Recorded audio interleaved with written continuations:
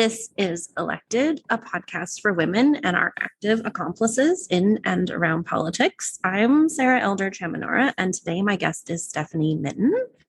Before we get started, in the spirit of reconciliation, it's important to me to share my personal commitment to learning the history of colonialism and the ongoing systemic violence and oppression against Indigenous peoples.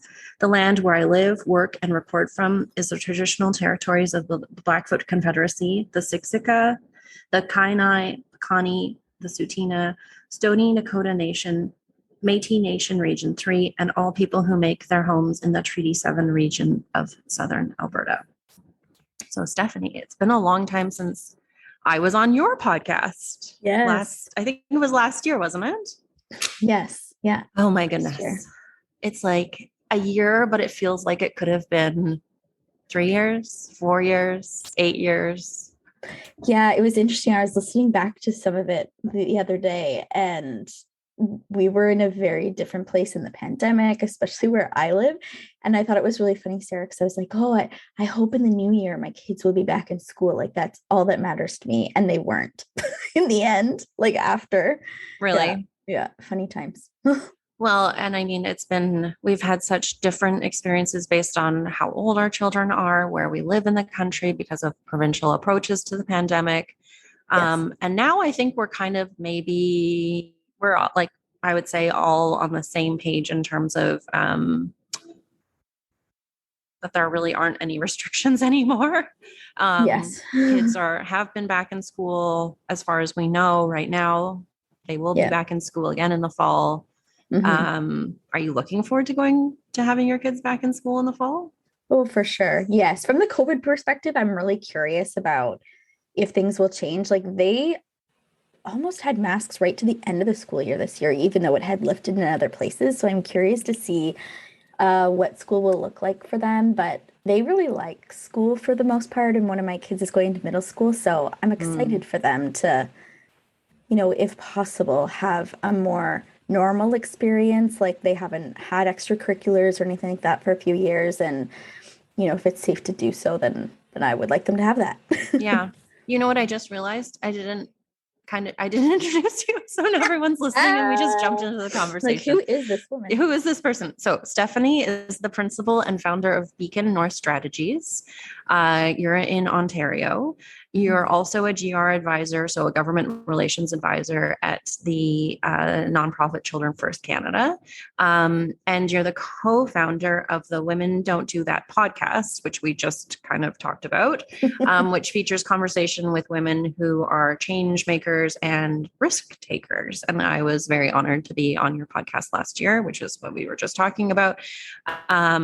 So thank you for finally, I'm sorry it took so long to get you here. Oh, that's okay. This is real life. This is real life. It is real life. There's nothing pretend about it.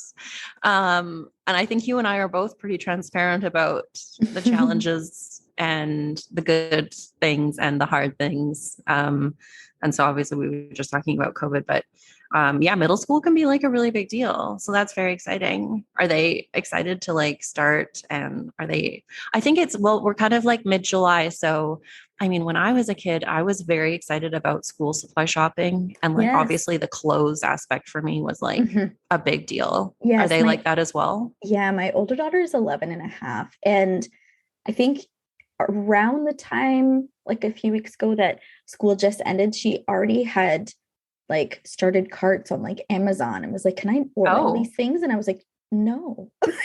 Clothes, see, that's very supplies, different. Things for her locker. She's on it. See, for me, I grew up in, outside of the Lower Mainland in British Columbia.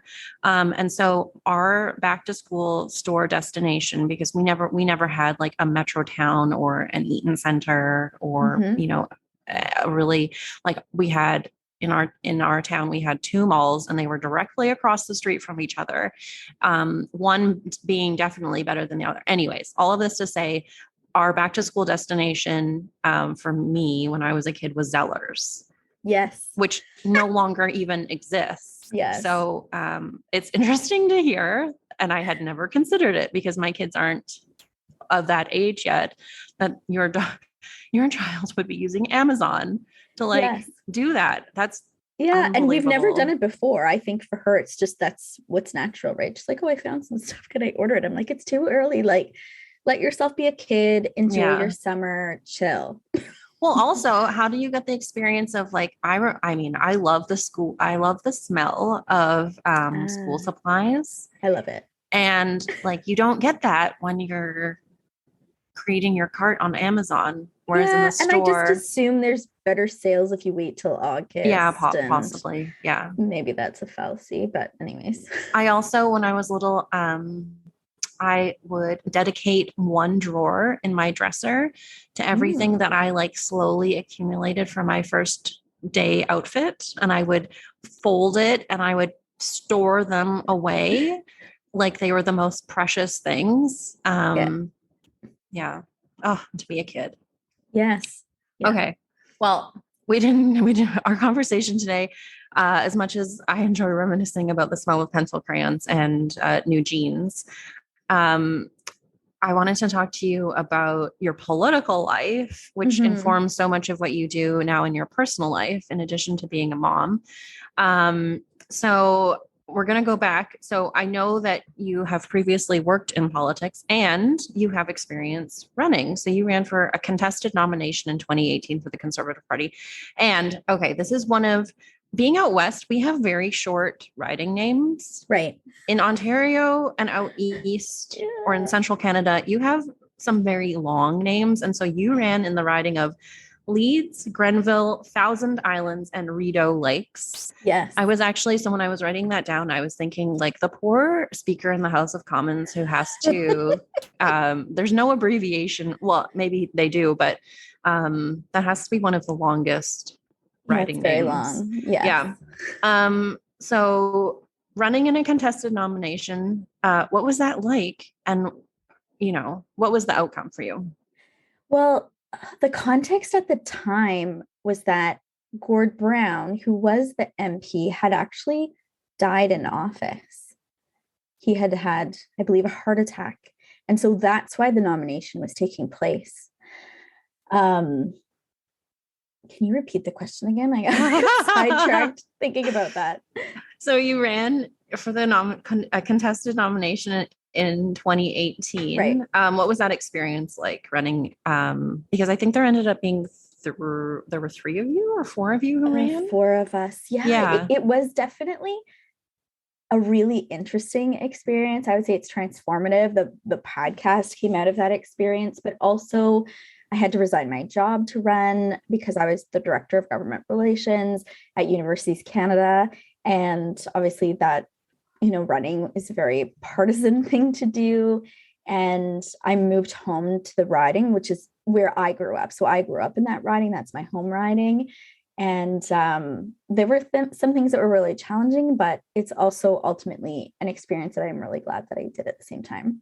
So you said the podcast came out of that experience. How did that happen, or what led you to start the podcast out of that?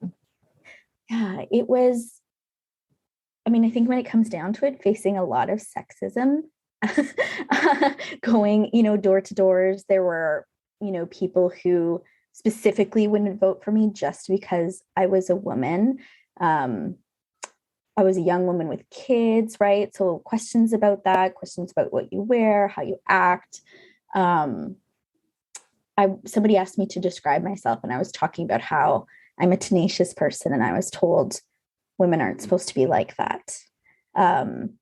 All kinds of things, right? And one of the things that really got to me was when I would be door knocking and women would say they weren't really interested in politics, or they'd have to ask their husbands. And that got under my skin a bit about, how do we change the narrative? How do we empower women to, overcome either the barriers they're facing or that society's creating for themselves? And I wanted to do something. I felt like I needed to do something. And so really the podcast became my do something. Well, and you have guests, but then you actually do something that I have never done on this podcast, which is you do solo podcasts, which I Yes. am very I haven't worked up the nerve to do that. Yeah. which is a really different experience. And you, so in addition to talking to guests, you do those solo ones. Like, I just have to say good for you, because like Thank you. I haven't been able to do that. I've thought about doing it, but I think I'm still living in my head on that. So how do you like, Right. um, how did you, how did you move from doing guests to solo ones? So I started doing it in the spring, so it's still fairly new, early spring, I guess. Um, but I wanted to do more consistent, like every week instead of every second week. And I felt like one thing that was missing was like a real connection with some of my audience, me knowing them better, them knowing me better. And I thought that that might be an opportunity to connect with them. And, you know, you always have these ideas and thoughts and you're like, oh, but I could actually share those. And I've always been a person who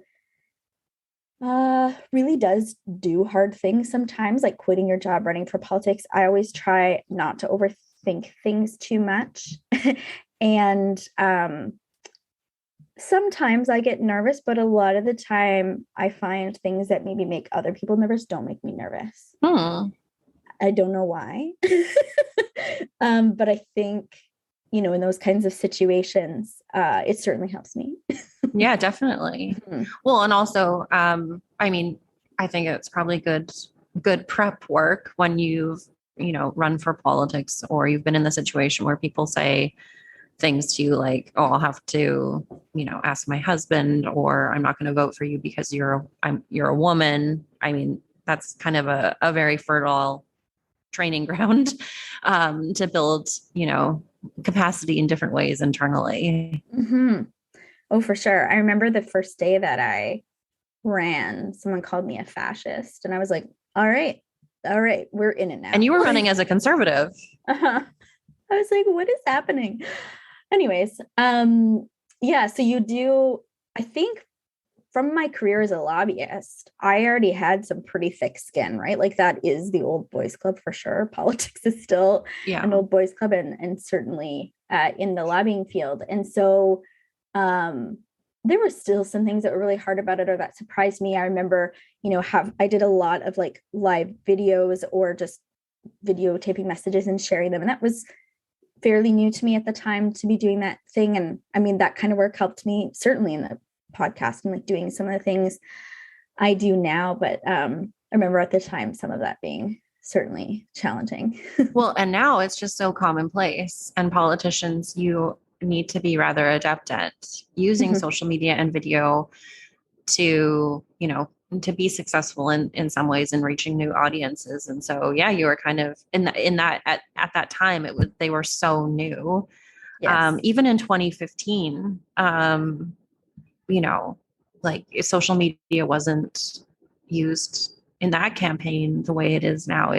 We've gone through such an amazing evolution of technology in politics and in just life in general.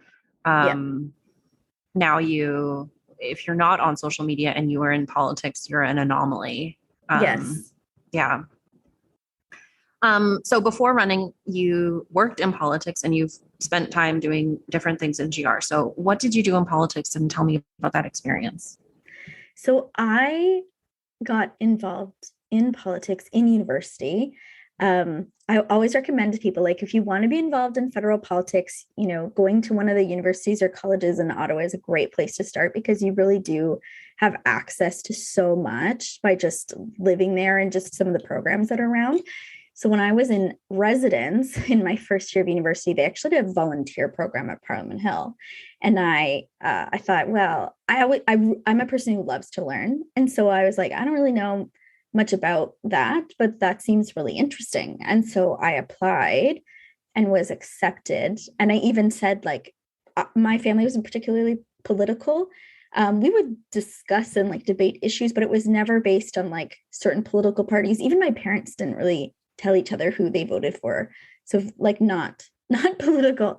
And so I said, you know, I didn't even care what party I got put with, but I happened to be put with a conservative MP. And so all through university. I started volunteering and then it turned into jobs for different members of parliament. I was there, when the Conservative Party was formed, and then also from opposition to government. So it was a really fascinating time to be on Parliament Hill. And then since then in my career as a lobbyist or government relations, those skill sets transfer over to the work that I do now.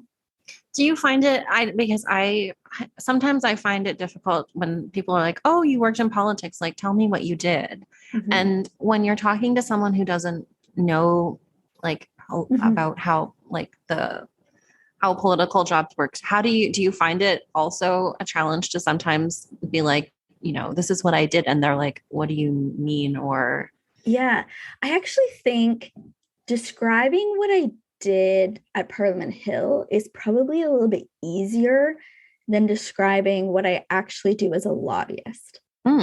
Personally.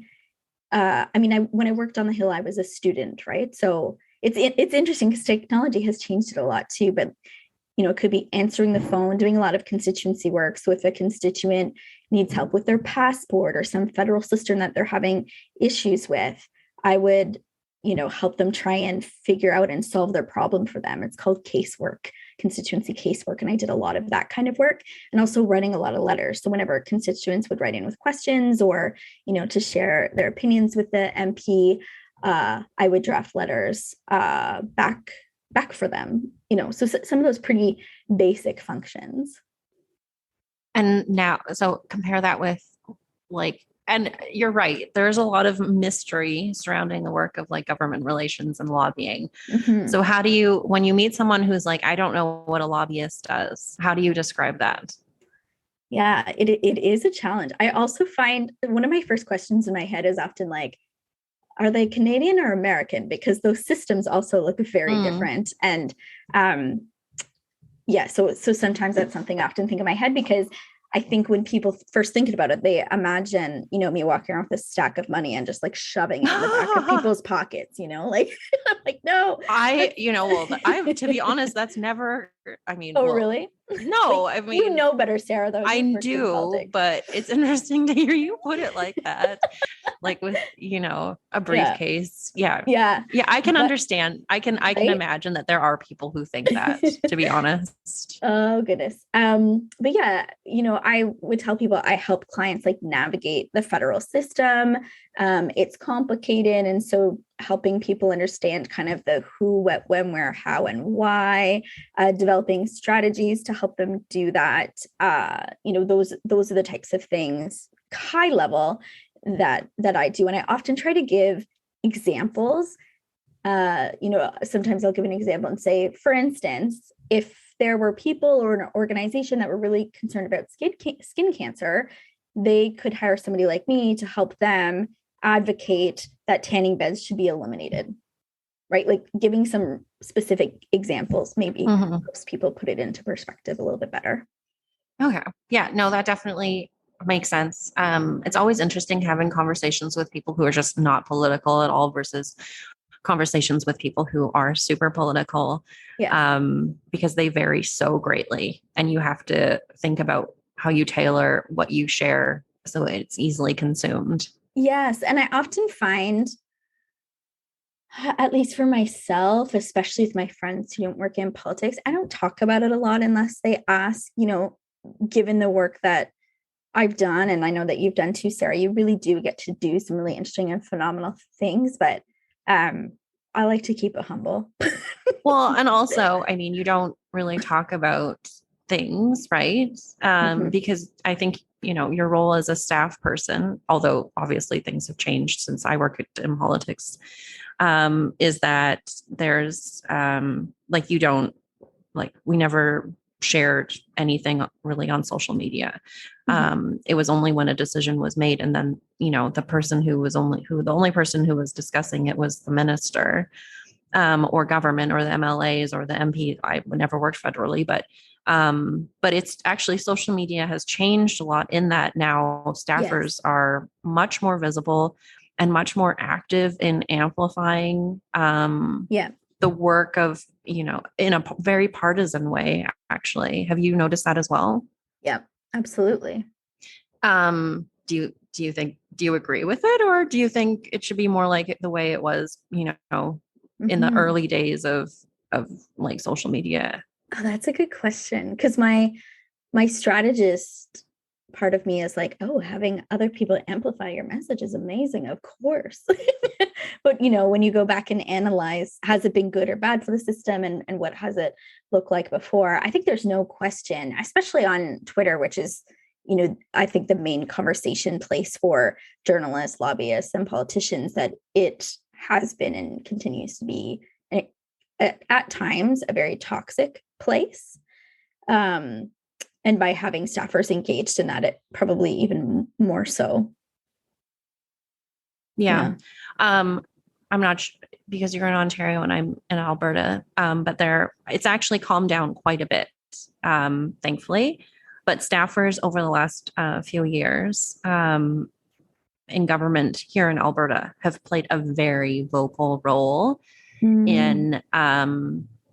in taking on not only an advocacy role in terms of like talking about policy, but also directly, sometimes even very, very viciously attacking opposition politicians and even the members of the public in defending their government. And for me, things have gotten too far. Yeah, that to me, that seems too far. It also, at the end of the day, if I was a minister, there's risk involved with having a bunch of people out there talking potentially on your behalf, or like potentially causing problems if people are hot-headed. Like, I think it's different if somebody is resharing something from their minister or something, but well, because it becomes the story. Yes, about exactly. ex-staffer, Yes. saying this on Twitter and going after this person. And then it's maybe no longer about, the good that you're trying to do with the policy. And it becomes about this person attacking this member of the public and how inappropriate that is. Yes, exactly. Yeah. I do think in that kind of instance where it moves past, kind of amplifying, and especially if it's in an attacking nature, that's not of benefit to the government. Agreed. It's also interesting to see in the context of the current Conservative leadership race federally. Well, and also actually, no, not. I haven't seen it yet on the provincial Conservative race that's also going on here in Alberta, but federally, federal politicians are being asked to defend, comments made by people involved with their campaigns on social media. That's very interesting. Yeah. Because, for the most part, I would say it's been about politicians defending their own records, but now they're being challenged and asked to defend the records of others associated with them. Yeah. Another risk for sure. Yeah. All of this is so risky. Social media is so risky. Is. Yeah, it is. And yeah, even the most innocent things can be twisted or taken the wrong way, or yeah. There's so little opportunity, I think, you can have very thoughtful discussions on Twitter, but so much of it is gotcha politics, or like gotcha moments where it's like, it's, a quick win. And what does that ultimately accomplish? Yeah. So, yeah. And I think the reality that politicians and people participating with them in the online space need to remember that is not reflective of the broader society. Like, the journalists and the lobbyists and the politicians talking to each other is not the broader society. And I think people need to get off there sometimes and go talk to real people. Oh, 100%. I mean, if the outcome of the Ontario provincial election, which wrapped up, oh my gosh, it's July, but was it just in June? Yeah. Oh my gosh. Like, if I had based that solely, on any given moment going onto Twitter, you would have assumed that Doug Ford wouldn't have won in the way that he did with, such a huge victory. Yeah. But he did. Yeah. And Twitter is not representative of, the electorate or society in general. It's a very curated way of what you see. Yes.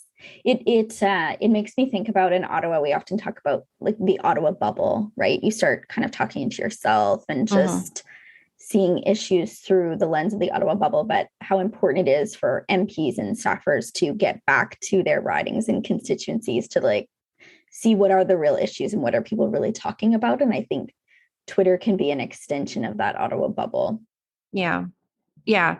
I mean, I think anyone who works in politics, you eventually it doesn't take long. You're immediately in the bubble, drinking the proverbial political Kool-Aid. Yes. And when I worked in politics, I really, lived it, breathed it. And then several years in, I realized that it was, I wanted to have something outside of that.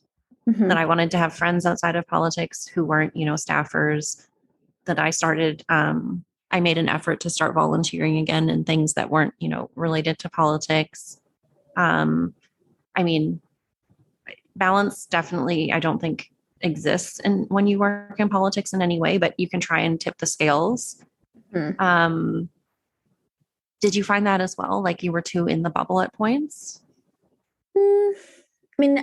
I really only worked on the Hill for a few years. I was probably very much in the bubble at that point.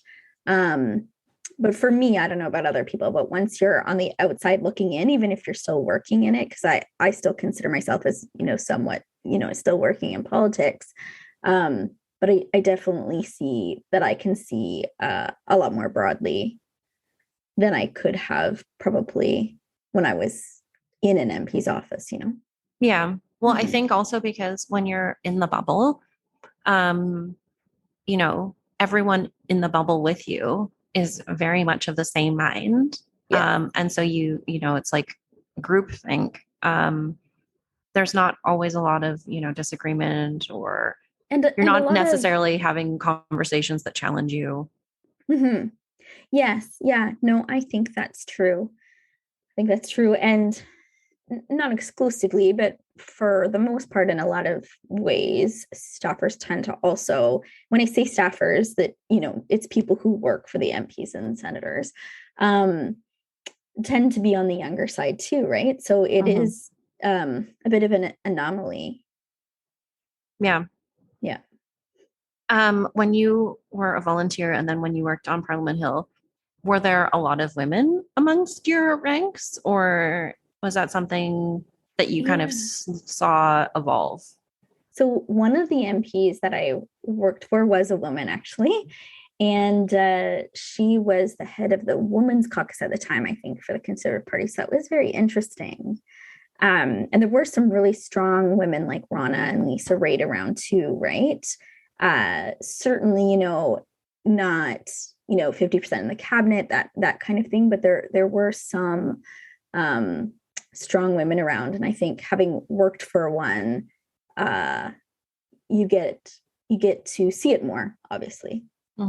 Yeah. But not enough. Not enough. Yeah, definitely. It's still a work in progress, obviously. Yeah. Are you ready to see Canada elect a female prime minister again? Oh my gosh, yes. Of course. And if you could pick, who would your dream candidates be?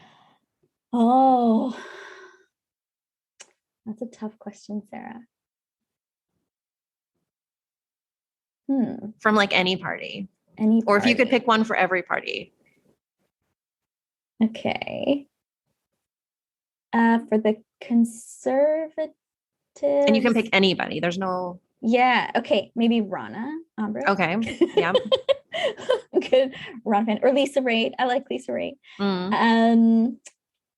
Yeah. And Liberal? Yeah. I'm trying to think. I think there's some really good candidates there.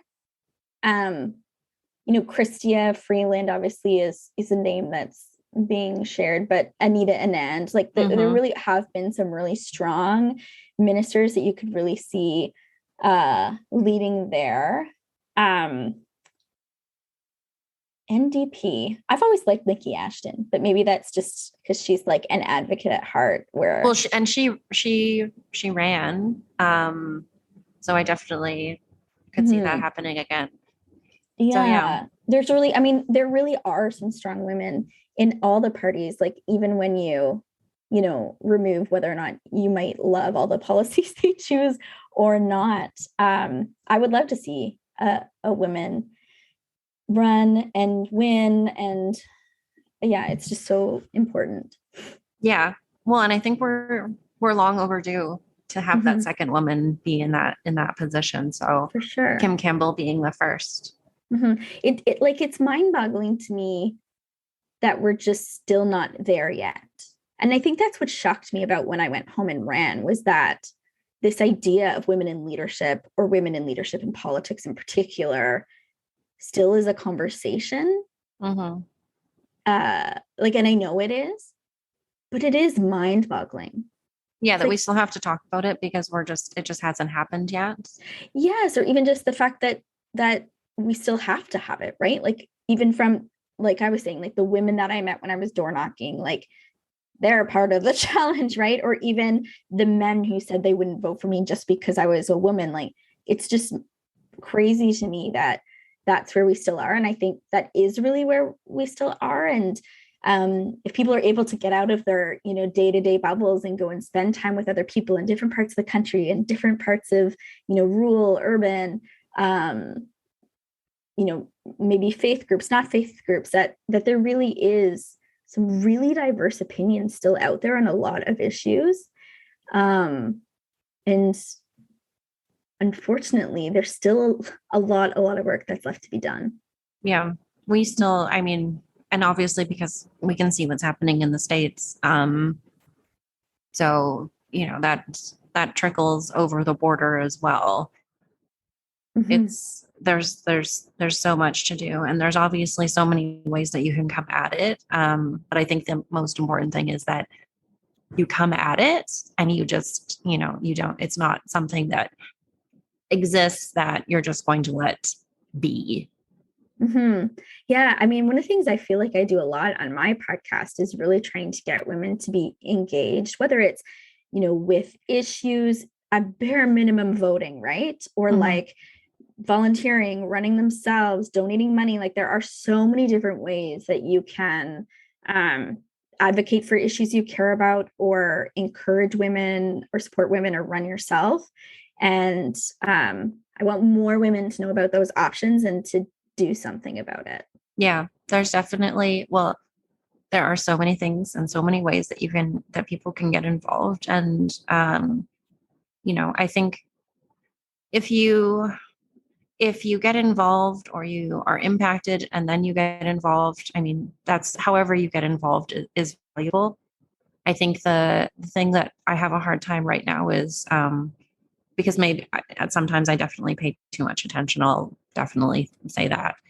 But there are really substantial and tragic things happening around the world. And it's unfortunate that it takes something immediately touching you to get involved. But, once you're involved, and that really matters.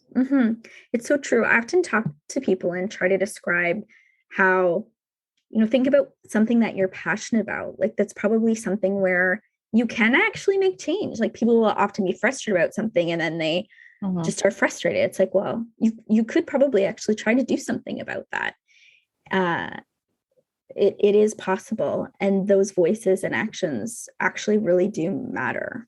Well, and also, the greater the number of people working on the same cause and the same movement obviously creates a greater impact, and will likely create more change in a more immediate manner, because everything is greater when, you're doing it as together. Absolutely. Certainly. Like when I put on the lens of my lobbyist hat, like the more voices you can have advocating for the same issue, like that does make a difference at the end of the day. And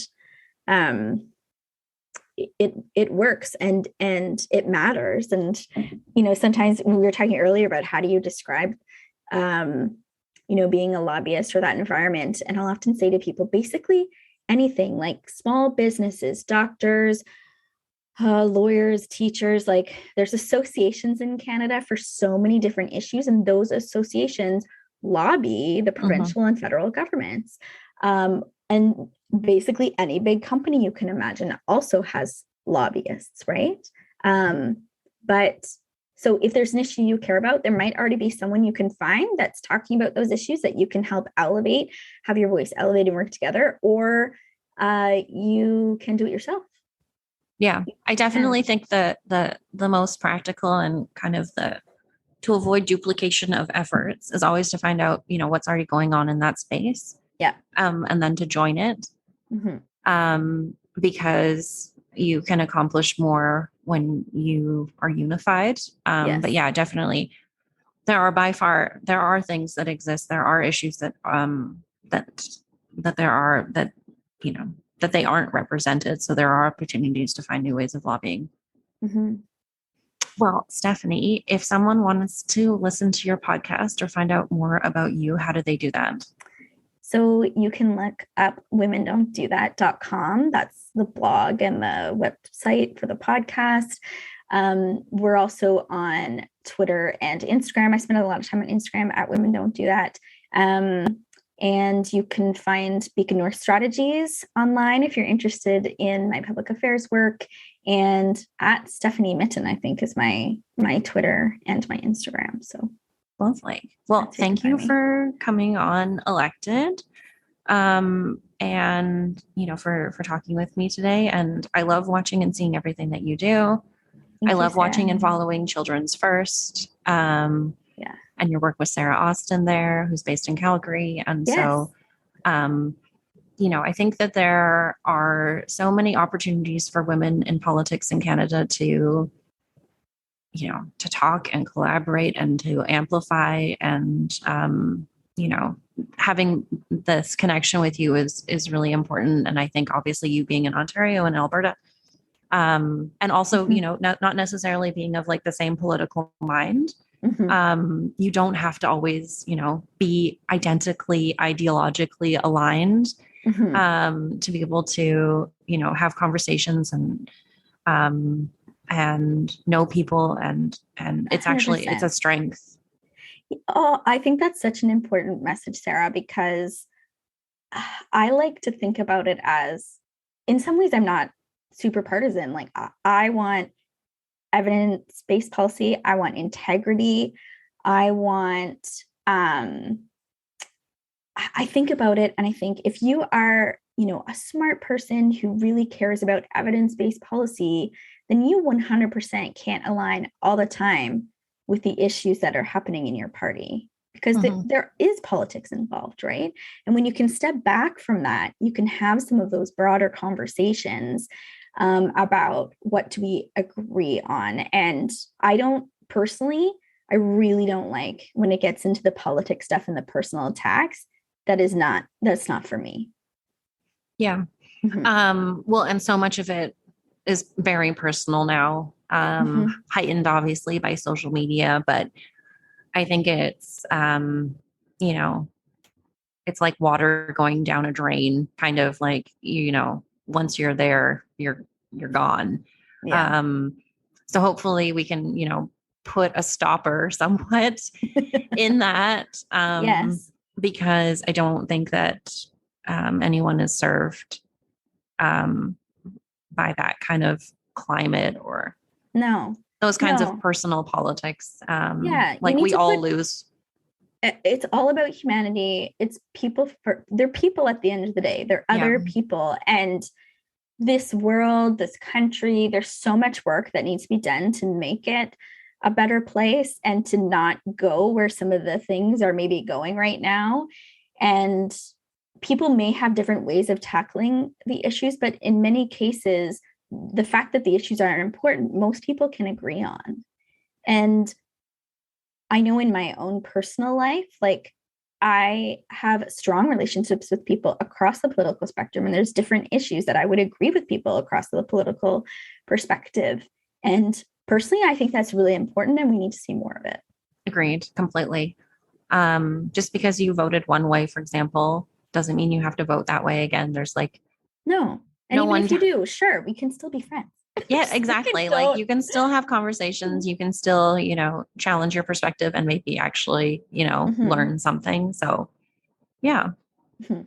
Well, thank you for coming on Thank you. Elected. And I look forward to watching you from Twitter Thanks, Sarah. and on social media. And it was a pleasure to have you on. And so yeah, we'll stay in touch, obviously, online until one day, hopefully you can come to Calgary at some point. Yes. Oh, I would love to see your store. Yeah, you should definitely. I would. I'm If wearing you my come to sweater. Calgary, you have. Oh wow, yeah, there it is. If you come to Calgary, you have to come and say hello, and we I can. will. Yeah, that would be lovely. I will. Thank you so much, Great. Sarah. Thanks, Stephanie.